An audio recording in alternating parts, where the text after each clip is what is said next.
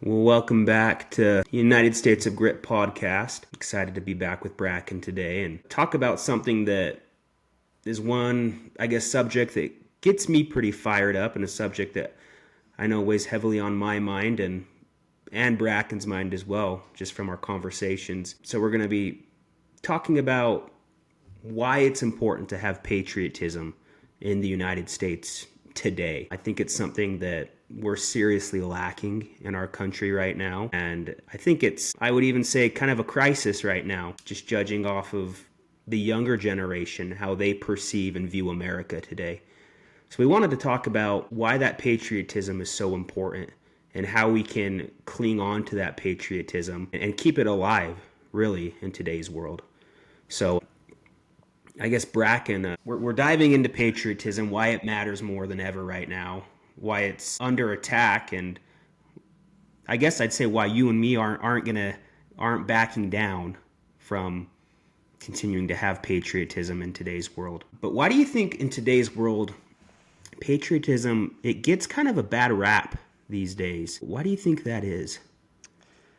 Yeah, I think it's something that's maybe not understood or understood different than what it is. Maybe could be viewed even as nationalism, as a negative thing, or as a extremist thing if it's not understood what patriotism is and maybe what your patriotism is rooted in as well.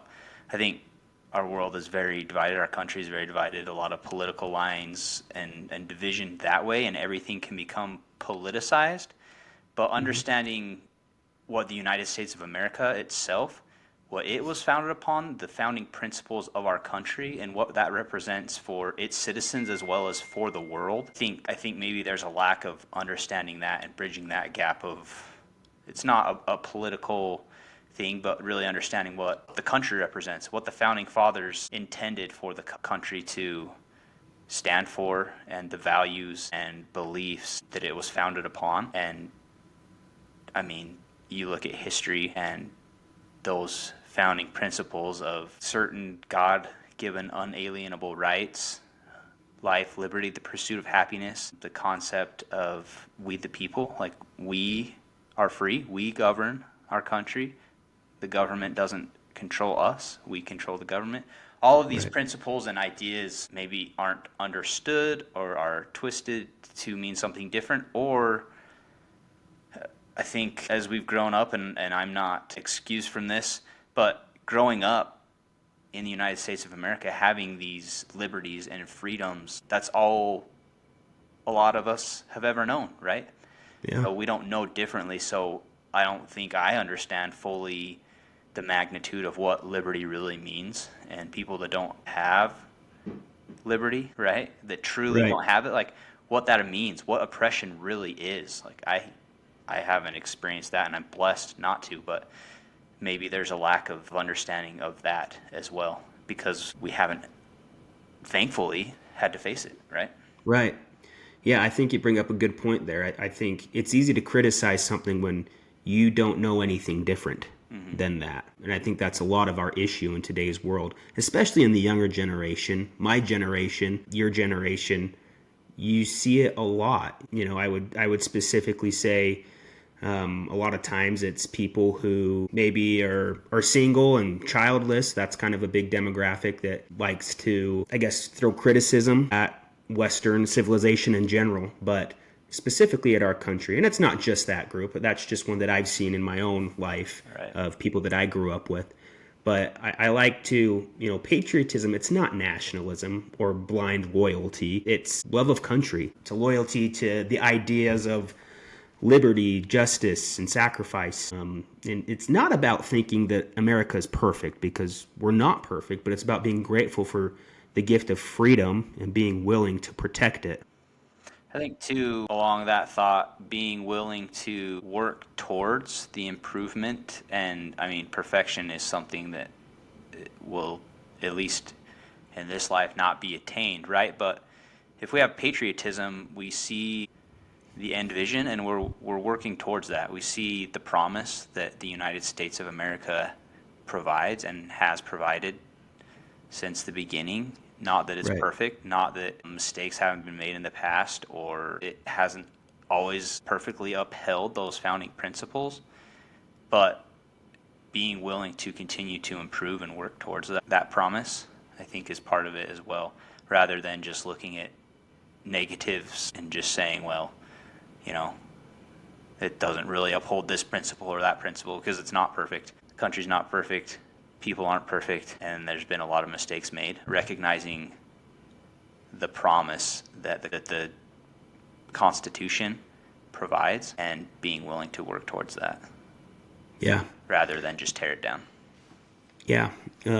Before we get too far into it, I want to share a video. It's a video that, well, it's a speech. It's a speech given by President Reagan. And coincidentally, if you've listened to this podcast on Spotify or Apple, it's the speech that is the intro to this podcast. But it's more of the speech than you just hear in the intro to the podcast. So I wanna play it because it's just a fantastic speech.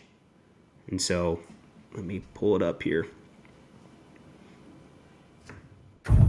If we look to the answer as to why for so many years we achieved so much, prospered as no other people on earth, it was because here in this land we unleashed the energy and individual genius of man to a greater extent than has ever been done before.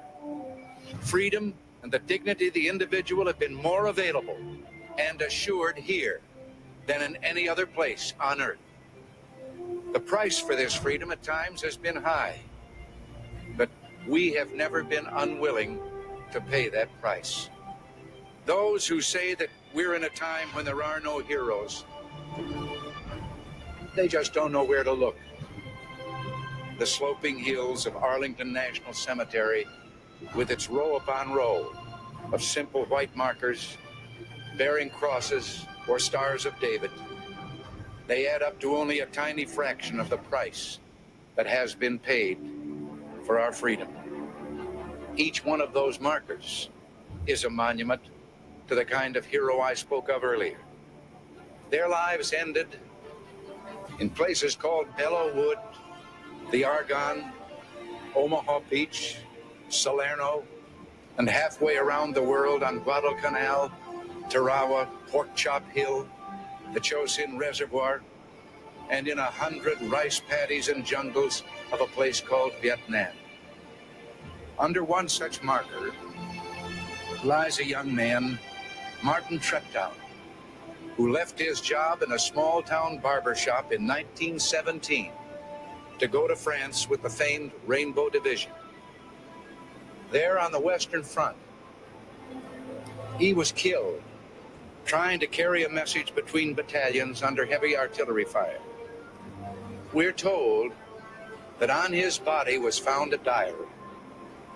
On the flyleaf, under the heading, "My Pledge," he had written these words: "America must win this war.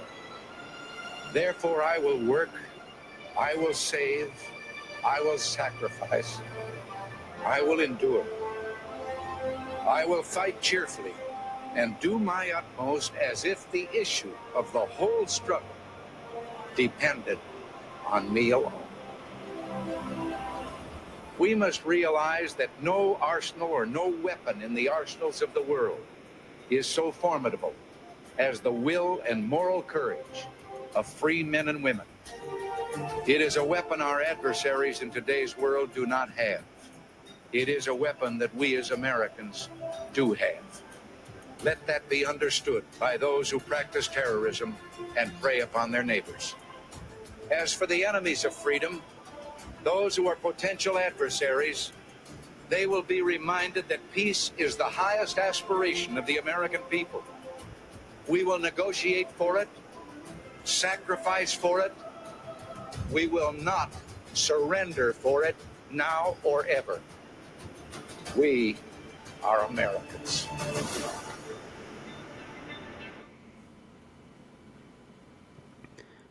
That speech, man, that's powerful. I loved that story it tells of Martin Treptow, I think was his name, World War I soldier, but talking about how he'll sacrifice as if the entire outcome of this war relies fully on him.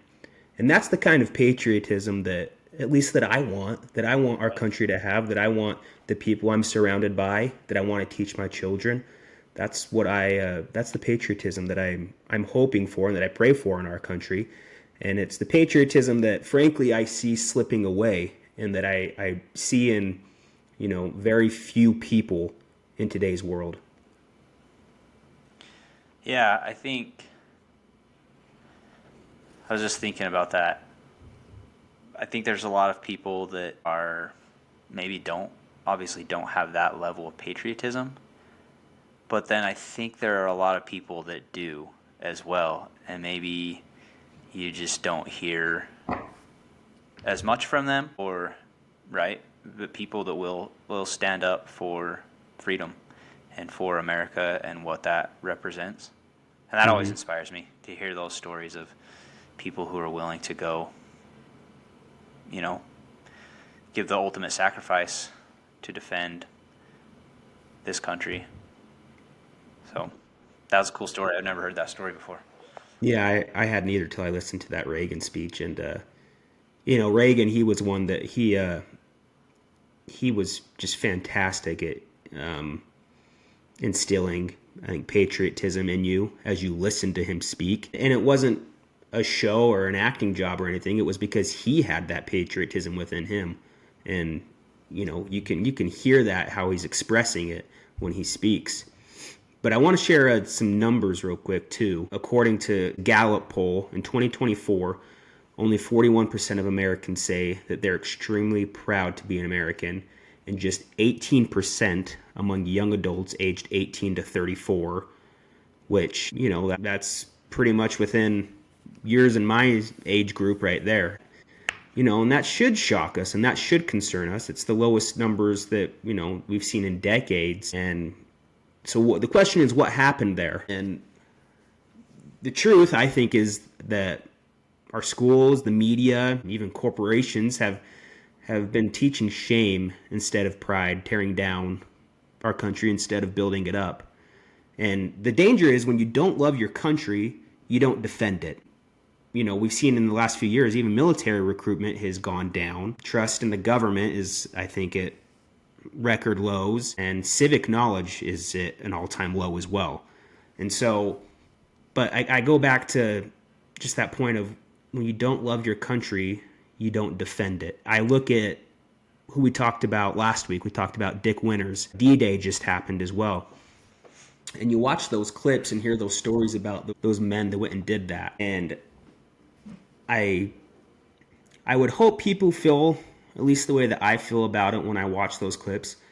And I'm trying to be careful with my words here on how I say this, but it's not that I long and wish to be there on Omaha Beach when I watch those clips, but it's a sense of pride that I'd be willing to do that for my country.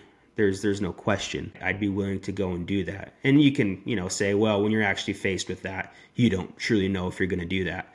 And there's some truth to that. Yeah. But I would tell you right now, I would get in the boat. And once you're in the boat, there's no turning back. I think that's why I stand in such awe of all of those veterans. I mean, you look at World War II with the D-Day anniversary just happening and what happened there, and all of those vets, but then all of the wars. You listen to stories about guys that served in Iraq and Afghanistan and what they were doing there, and I just stand in awe of what they're willing to do and the situations that they're willing to put themselves in to defend what we have so that we can maintain the freedom and the lifestyle that we have here. And yeah, that's a hard thing to say. Like, would I be willing to do that? And the hope is, like, if it comes down to it, yeah, I would be willing. That's the hope. Mm-hmm. But I think it's important to have a strong why and to understand what America represents. What if liberty and freedom that is America is a beacon of, if that is lost, what that means. Or people who don't have that, to be able to liberate them, to allow them to have that. I think Yeah. understanding that is really big. And it's hard to understand, I think, if you haven't experienced it, right? I can't say I fully comprehend it, but I've tried to educate myself enough and listen enough about it to grasp somewhat of what it means. Yeah, and that's what I want my kids to grow up believing, that we're not just a place on a map, but that we're an idea that's worth defending. And even if you listen to, Ronald Reagan or whoever, but specifically I'm thinking of Ronald Reagan, he didn't sugarcoat America's flaws, but he also never apologized for America's greatness. He believed that patriotism, that it wasn't a relic of the past, but it was a call to action. And I think that's a big issue that we're seeing in today's world. People are wanting to hyper focus on America's flaws, and we're being apologetic for the greatness of America. I always look at it, and I talked about this earlier with you, look at it as an individual person. Do we want them defined and remembered for the flaws that they've created in the past or they've made in the past? No, we want to be remembered for the great things that we did, the triumphs that we had, the contributions that we made to others around us. And I think it's that way with America too. Yeah, we're not perfect, but America is the greatest country on the earth, and we've been the greatest country for the earth. And so, we didn't start this podcast just because we thought history was boring, but because we know our country, it's being forgotten, redefined, and even hated. And we're not going to let that happen quietly.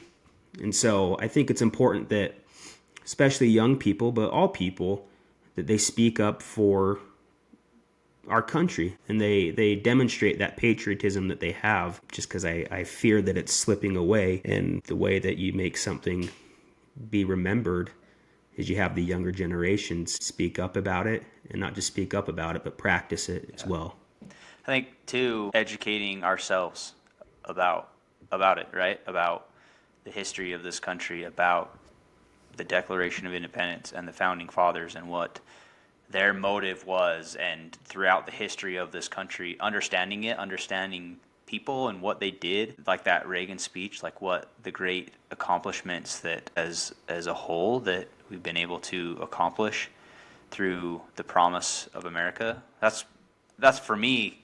I love learning about history and those kinds of things, and the more I learn and understand and see the stories of other people and am inspired by those, I think that helps me develop more appreciation for what I have and what I've been blessed with to live here in America. So I think educating ourselves is a really important piece of that puzzle. So a question that I had for you that we could both answer, but what spurred patriotism that you have? What spurred your love of your country?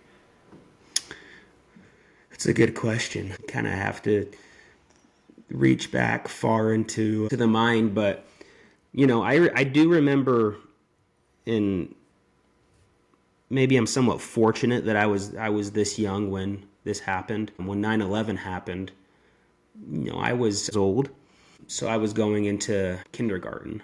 It would have been the next school year would have been kindergarten. But I do remember, I just felt like there was so much flags flying. There was so much talk about America and our country. I say I was fortunate just because I think because of the tragedy that happened, everybody was, there's studies that patriotism went through the roof at that time. Our country really united. And so I think at that point, it was, as a young kid, just seeing all of that, not understanding it fully or anything, but knowing that, the stars and stripes, the red, white, and blue was a good thing and that we were proud of it. So I'd say that's probably my first inklings of patriotism in my life. Even, like I said, I was young. I didn't fully understand it, but I had that opportunity to be able to experience and see that at a young age. But as I got older, it more just came down to I have a great love for history. And so I remember as a little kid, my grandma got me this book, and it was just this USA history book. It's still at It's still at mom and dad's house today, but it was for kids though, but it had just all of this information about the founding, Declaration of Independence, the Constitution. It even had a full copy of the Constitution that was tucked in a little envelope, pull it out and unravel it. But just a sense of pride in where I lived. I think I'm a very loyal person just in general, so I'm sure that helped as well. But it also became a spiritual connection, I think, for me too. As I read more about the Revolutionary War or even the Pilgrims coming over here, just realizing that God had his hand in the creation and founding of our country. And so, who am I to spit upon something that God made sure happened and helped create? And so it comes down to that for me. I think God's hand was in the founding of our country, and he guided people, not perfect people, but men and women here to do great things and to form our government the way it was, the most perfect government that's on the earth. It's not perfect, but it's the most perfect of any of them that are on the earth. So it's kind of a long answer, but a lot of different factors go into it. So I'd love to hear where it stemmed for you, though. I know I've been thinking about that. I don't know if I know an exact part where it stemmed from. I think I did. We grew up in a fairly patriotic home, love of country. I remember even in school, like saying the Pledge of Allegiance and learning what that meant. Mm-hmm. I do remember 9/11. I was 11, just barely turned 11. So I remember that, and I remember that feeling as well, even at that young age, that feeling of patriotism. I've always been interested in history, so the more I've learned and understood, especially American history, that's developed for me more patriotism. We took a trip to DC. When was that? That was your trip. Okay, yeah, so I don't know how old I would have been, 23, 24. But that was, I thought that was really cool, being able to, because, I mean, living here in Utah, like, we're not around where the founding of America happened, right? There's a lot of cool history here, but the history that you learn about as far as the revolution and the founding of our country, it was cool to be there and to actually see where that happened and how that happened. I think that was eye-opening to me, seeing some of the museums and the monuments. I remember the World War II monument where they have the statue of the raising of the flag. Yeah, that one's powerful.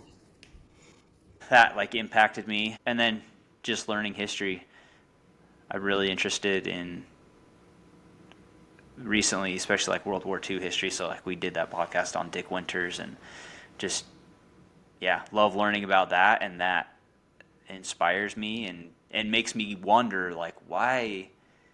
I stand in awe of what these young men did and what they were willing to do, and so then that inspires the question in my mind: why did they do that? What were they doing this for? And so as I just think about that and learn about that, it makes me want to, obviously there was a great cause behind it, right?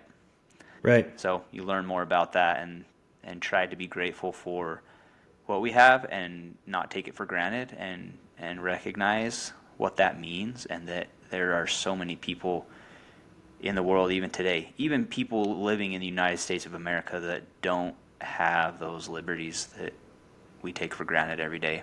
So understanding that more and more makes me appreciate it more, and develops a greater love of country and want to defend it, I guess. Right. Yeah, going back to talking about DC, when I was a senior in high school, I went back twice to DC.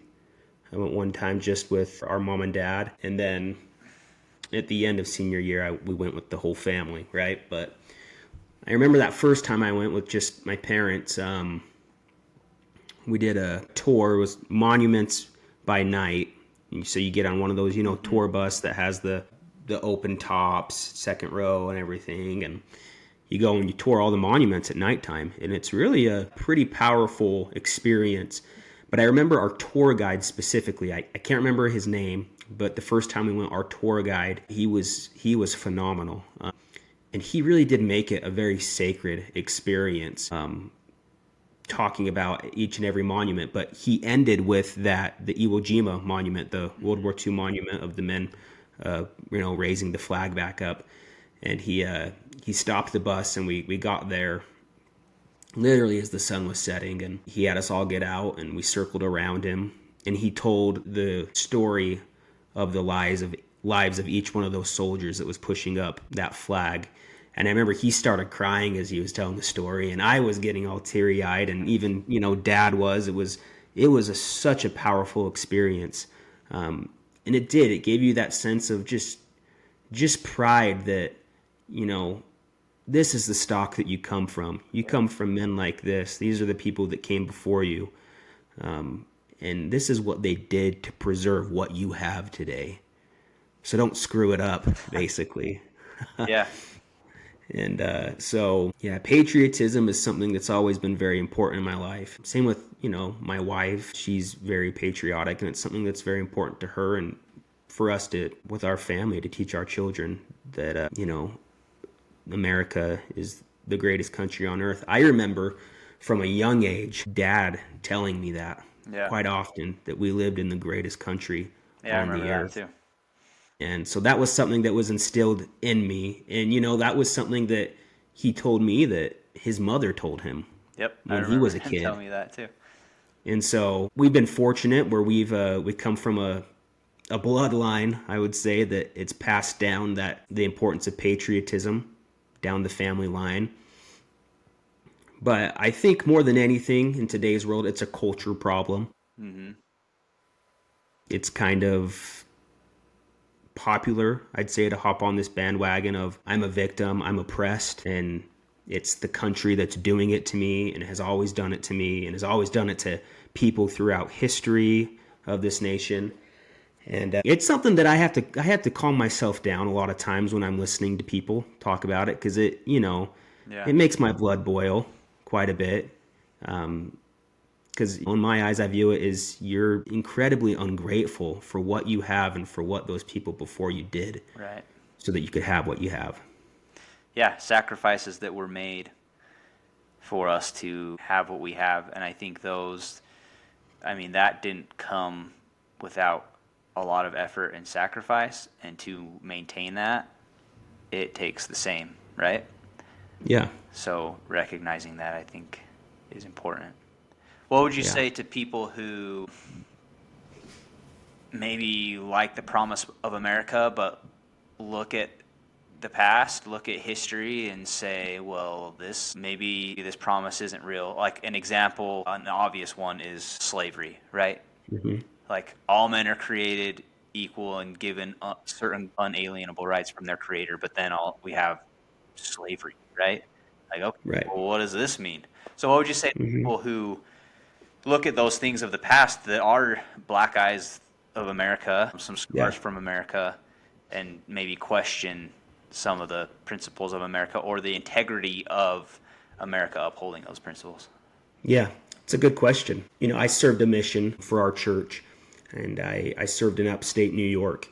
And there was a man that we taught. We'd go to his home, every week or so.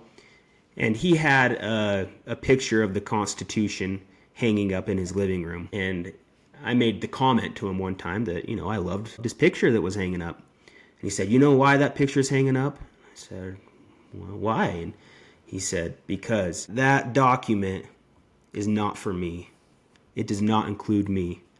And so I keep that up to remind me that this document, it doesn't cover me, and that this country doesn't care about me." And obviously, as a young, at the time, 18, maybe 19-year-old kid, I was, okay, what do I say back to that? But as I've learned it more, as I alluded to earlier, God's hand was in the founding of this country. There is a reason in the Constitution, in the Declaration of Independence, it says men are created equal. And I think it was God's, like I said, his hand in putting that in those documents, because even though at the time, there was slavery in America, and there was for quite a while after that, we still had 60, 70 more years of it. And even after that, we still had, segregation and Yep. racism within our country for sure. But you can't discount that God's hand wasn't in that. But because of that, because that we have that in our founding documents, the promise of America today is available to all. Right. There's no way you can sugarcoat it or read that any way else other than all men are created equal. And yeah, it took us a while to, fully accept that promise that's in the Constitution. What happened with slavery, racism was horrible. And it is. It's a stain on our country's history. But it's something that we always have to remember, too. We can't rewrite that history. And I don't want to rewrite that history because that's part of the triumph of America as well. That promise was fulfilled eventually. We had good men and good women rise up to fulfill that promise for our country. Mm-hmm. So that would be my response to it. It absolutely covers you. In today's world, it covers you because God's hand was in the founding of our country, and he made sure that there wasn't going to be any technicalities in the future to continue doing these awful things like slavery or Jim Crow in the South. Yeah. So that's always going to be my answer to it. God's hand was in the founding so that the promise could be fulfilled one day to all Americans, and that promise has been fulfilled now. Yeah, I like that. That's evidence of the triumph of America, right? If it was just completely perfect from the get-go and we didn't have to go through some of those hard things that we faced and experienced, right? It was a test for sure for our country and for the Constitution and for the promise of America, but it was overcome. And again, a lot of sacrifice and a lot of work and a lot of conflict went into making that promise fulfilled. And absolutely. Again, it's still not perfect, right? No, and it never will be. There's still oppression. There's still imperfections in one way or another within a country. But in general and overall, like you said, it does.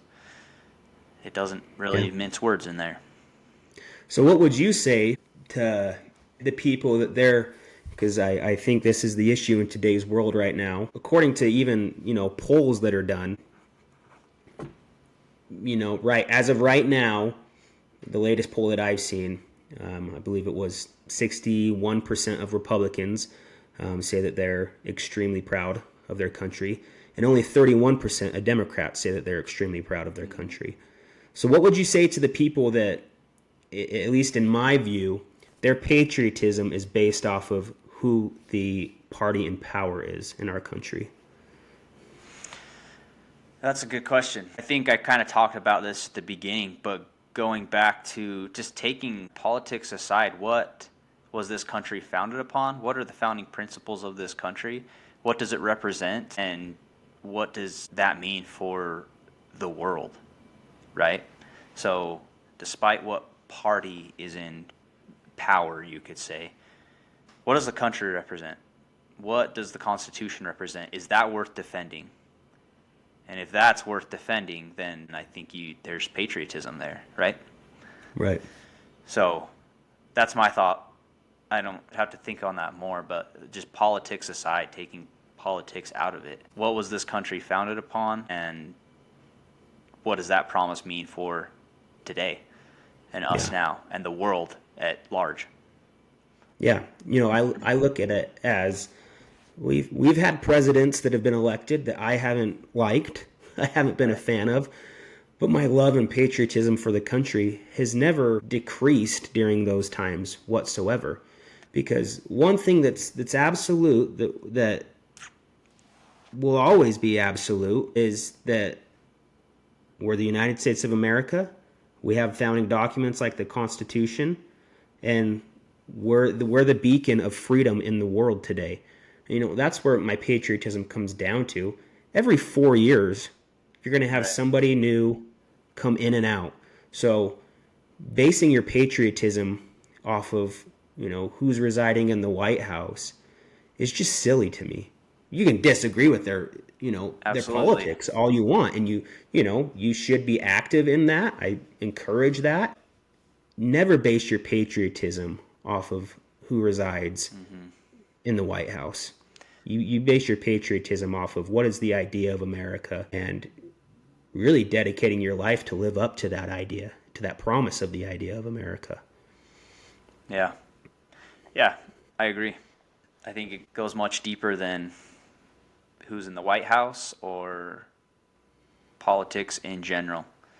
Because you're going And to I'm not agree or saying, disagree inevitably, right? yeah, and Whoever's in there, you're going to agree or disagree, but that doesn't change the promise of America that it was founded upon, and is that worth defending? And, yeah, if that promise is being threatened, is that worth defending? yeah. And I'm not, denying that, yeah, when the guy that I want is in the White House, it's easy to be, proud of us on the world stage, and Right. it's easy to cheer us on. But again, Joe Biden, Donald Trump, like, my patriotism for my country is not going to be dependent on which one of them is in the White House. Yeah. It doesn't matter to me as far as my patriotism goes. And I think that's probably the number one issue that we see today, that at least I see. And I'm going to specifically talk about the demographic of the kids that I grew up with. A lot of them, well, it's interesting to see, a lot of them that are patriotic, that are like-minded like me, I would say, I've noticed a couple of things. Most of them are married and have children. And the ones that I'd say are critical of our country and very unpatriotic about our country, they've chosen a different path in life. Now, I'm not saying that there's certain paths in life you have to choose, but I do think that there's something to be said about having a companion with you in your life and raising children that attaches you to your country more, because you're raising the future of this country up. And so you want to be invested in it. You want it to be great. And so I think that plays a role in it as well. I think the path in life that you choose will put you down different roads that could lead to you being more inclined to be patriotic or less inclined to be patriotic. And I think that's just the mistake that we're seeing in today's world, is certain paths people go down. It's promoting people to be unpatriotic. It's promoting, really attacks on Western civilization in general. And it's really upsetting for me as a parent to see that, because I want my children, to always have that promise that I've had and all the generations before us have had, that promise of America, that promise of freedom, that promise of life, liberty, and pursuit of happiness. And it's hard to balance that line to make sure, I think there's louder voices in the opposition camp than there has been in previous years. Social media, I think, has a lot to do with that as well. But I would just stress the importance as parents to make sure your children understand the greatness of the country that they live in, that they live in the greatest place on earth. They're not going to fully grasp it as little kids. I didn't. But we also had parents that they did. They taught us that. You live in the greatest place on earth. There's no greater place you could be. And so there's my 2 cents on that, at least with my generation. But do you have to have a spouse and kids to be patriotic and to love America? Yes, absolutely. No, I'm not saying that at all.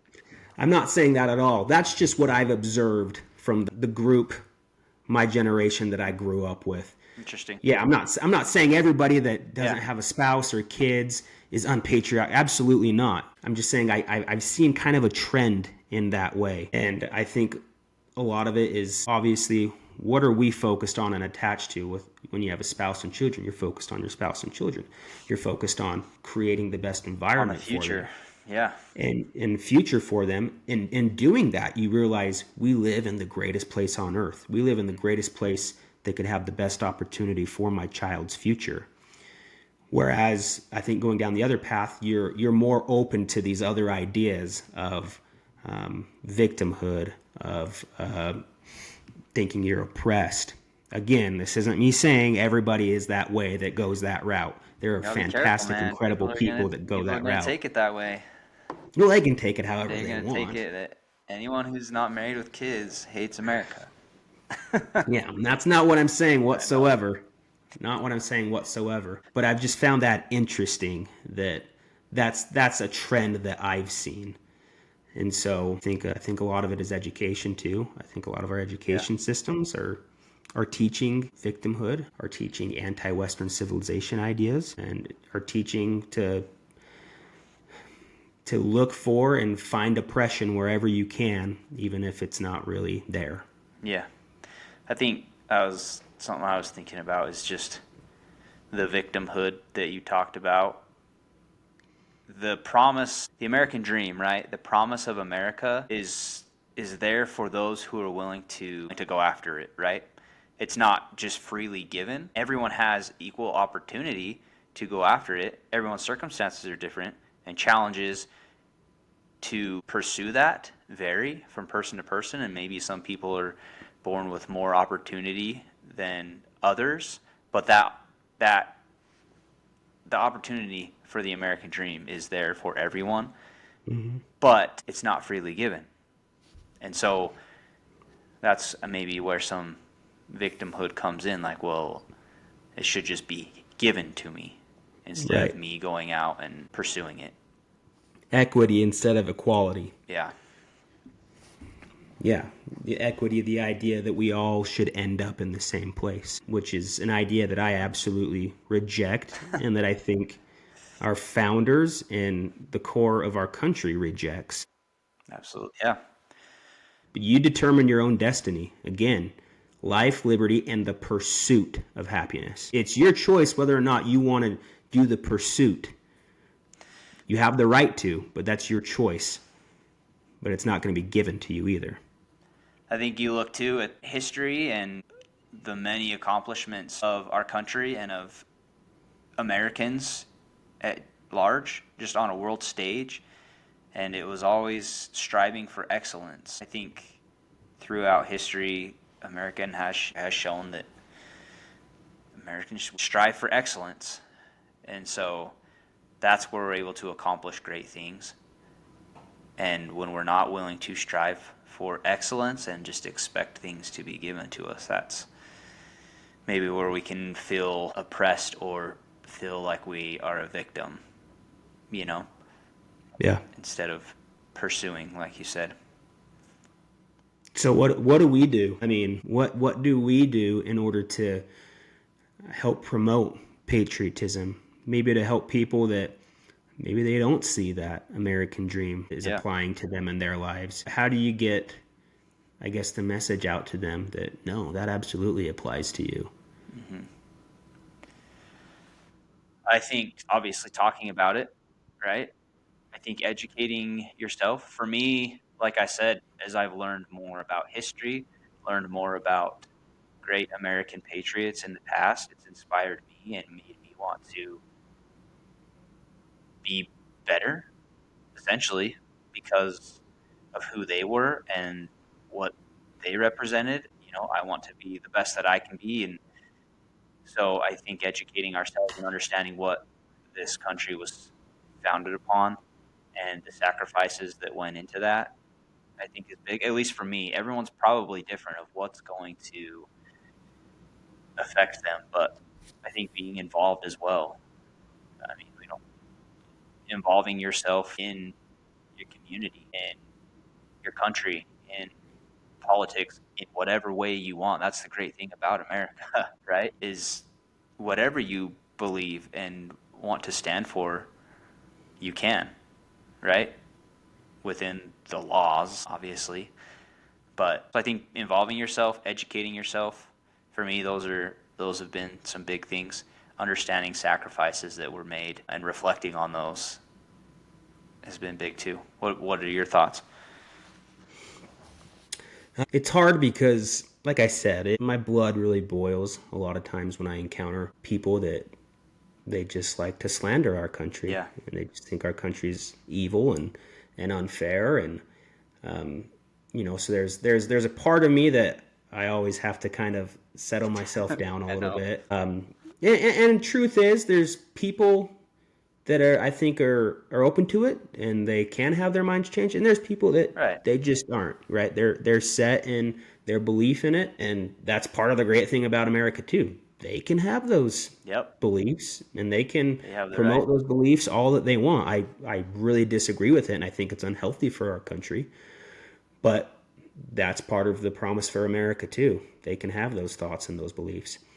But for me, it really comes down to a spiritual thing. I think it's hard for me to differentiate the promise of our country and God's hand being in it. I think absolutely those two things worked in tandem with one another. I think God's hand was in the founding, like I've said over and over today, as well as in the promise of our country. And so ultimately, I think if you turn it back to prayer, to your faith in God and Jesus Christ, I think as you do that, you'll recognize, wow, we really do live in an incredible place where I can live how I want, I can worship how I want, I can pursue what I want, I can say what I want. Now, obviously there's certain things that you have consequences for if you're making Right. threats of violence or something, but Exactly. all of these things, to me, it always comes back to the spiritual aspect of it. I think the United States of America, you think of the pilgrims that came here, you think of them being guided by God to come here Pursuing so that they religious could have freedom, that right? religious freedom. Yep.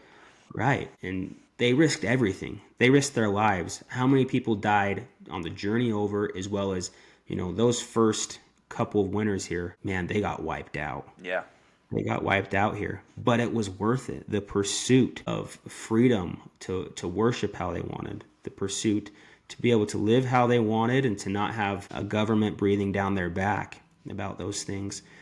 So, I mean, that's kind of maybe a hard answer people won't take very well, but I like it. honestly, turn to God. I think that's where you can find that, love of God, country, and family. I think those things all, if you have those three things, life's going to be a lot easier for you. Or a lot more fulfilling. Fulfilling, that's probably the better word. Yeah. Yeah. I like how you brought that up, because as you learn more about the history of our country, it's hard to not see God's hand. Right? Right. And I think a lot of that is because the promise of America, liberty and choice and freedom, are godly principles, right? Yep. And God stands for that. We all have our agency in God's eyes, whether we want to follow him or not, and what we want to do and the choices that we want to make. He's not going to force us one way or the other. And in order for us to be able to make those choices freely and not have government intervening in that, there had to be a country that was free and a constitution created that upholds those freedoms. And there's, now within the world, there are a lot of Western civilizations, obviously, where people do have that freedom of religion and a lot of those freedoms. But America was the beacon, right? It was the flagship where that was inspired, godly inspired. So I absolutely believe that it came from God, and God has a hand on this country. Yeah, absolutely. And I would encourage everybody, really, with multiple decisions in your life, whether it's where to send your children to school, who to vote for in local or national elections, even what church you're wanting to go to. I think a lot of your answers on those questions can be found in, okay, which one of these places promotes love of their country, promotes love of where we live and for the freedoms that we have. I think you can find answers and fulfillment when you follow that principle in making decisions in your life. Yeah. And promotes love of God too, right? Well, yeah. Absolutely. Yeah, absolutely. But I think, like you said, God, family, country, those are great things and fulfilling things to put your time and energy into. Yeah, absolutely. Absolutely. Well, I don't know if you have any more thoughts right now, but I'd like to, as we wrap up, I'd kind of like to leave with a challenge if you're ready. You ready for that? Yeah. My challenge would just be sometime this week to fly your flag, read a founding document, thank a veteran, or share a story of American grit with somebody that's younger than you. Because this country, as Ronald Reagan said, is only a generation away from extinction. And so it needs patriots. It needs people with a backbone, and it needs people like you, whoever's listening. It needs people like you. So that would be my challenge to anybody listening. I like it. That's an awesome challenge. Is the next generation and teach them what it means to be American, and the generations that have come before them and the greatness that they have achieved, and we can be a part of that if we choose. Yeah. I hope we never have to have an event like D-Day again. But I hope that the young people of our country, specifically my generation, yours and younger, that they're capable Yeah. of carrying out an event like that. So, well, that's all that I have today. So remember I'll follow up on that challenge. Everybody, like I said, fly your flag, read a founding document, thank a veteran, or teach somebody younger than you something about the story of American grit within our country's founding. But until then, I guess we'll see you next time, and thanks for tuning in to the United States of Grit. See ya.